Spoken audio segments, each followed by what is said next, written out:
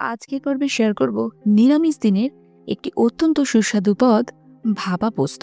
ভাপা পোস্ত একটি জনপ্রিয় এবং ঐতিহ্যবাহী বাঙালি নিরামিষ পদ, যা মূলত গরম গরম ভাতের সাথে পরিবেশন করা হয়। চলুন দেখে নেওয়া যাক আজকের পর্বের রেসিপি, ভাপা পোস্ত। ভাপা পোস্ত তৈরি করার জন্য এখানে 1/4 কাপ মতো পোস্ত নিচ্ছি। এটা 3 জনের জন্য যথেষ্ট। 3 থেকে 4টে কাঁচা লঙ্কা দিচ্ছি। এখানে যেমন ঝাল খাবেন সেই অনুযায়ী দেবেন। দিয়ে দেব প্রয়োজন মতো জল পোস্তটা বেটে নেওয়ার জন্য। মিক্সিতে পোস্তটা বাটার জন্য যতটুকু জলের প্রয়োজন সেটুকু দিয়ে খুব মিহি একটা পেস্ট তৈরি করে নিলাম। এবার এটাকে একটা টিফিন বক্সে ট্রান্সফার করে নিচ্ছি। টিফিন বক্সে ট্রান্সফার করে নেওয়ার পরে এটাকে এইভাবে চারিদিক থেকে খুব ভালোভাবে ছড়িয়ে দিয়ে দিলাম।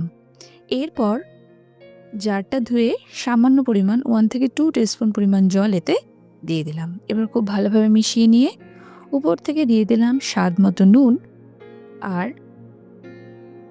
3 থেকে 4টে কাঁচা লঙ্কা এইভাবে কুচিয়ে দিয়েছি। আর 2 টিস্পুন পরিমাণ দিলাম কাঁচা সর্ষে তেল। এরপর খুব ভালোভাবে মিশিয়ে নিলাম।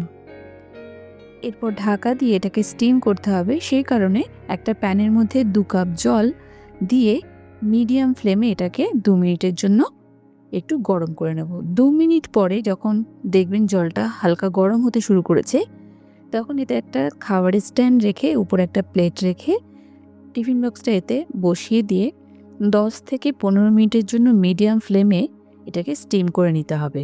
15 মিনিট পরে ঢাকনা তুলে ফ্লেমটা অফ করে দিয়ে খুব সাবধানে টিফিন বক্সটা বাইরে নিয়ে আসলাম।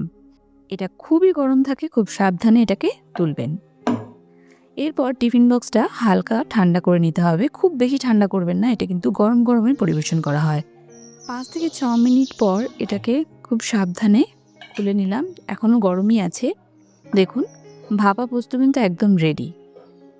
এতে আরও কিছুটা সর্ষের তেল দিলাম, কয়েক ড্রপ দিয়ে এটাকে ভালোভাবে মিশিয়ে নিলাম। এরপর ভাপা পোস্ত পরিবেশন করার জন্য একদম রেডি। এই পদটি মূলত গরম ভাতের সাথে খুবই সুস্বাদু লাগে, যা বাঙালির ভোজন রসিকতার পরিচয় দেয়। গরম গরম ভাতের সাথে এই সুস্বাদু ভাপা পোস্ত খেতে কিন্তু অসাধারণ। রেসিপিটা কেমন লাগলো সেটা অবশ্যই কমেন্ট সেকশন জানাবেন। রেসিপিটা আমি খুব সহজ পদ্ধতিতে দেখানোর চেষ্টা করেছি। আশা করি রেসিপিটা ভালো লেগেছে।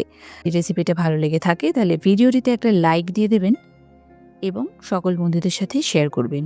আপনি যদি আমার চ্যানেলের নতুন বন্ধু হয়ে থাকেন তাহলে চ্যানেলটিকে সাবস্ক্রাইব করে দেবেন। ভালো থাকবেন, সুস্থ থাকবেন। আগামী পর্বে আবারও দেখা হবে নতুন নতুন এইরকম ধরনের ইউনিক রেসিপির সাথে। ততক্ষণের জন্য নমস্কার।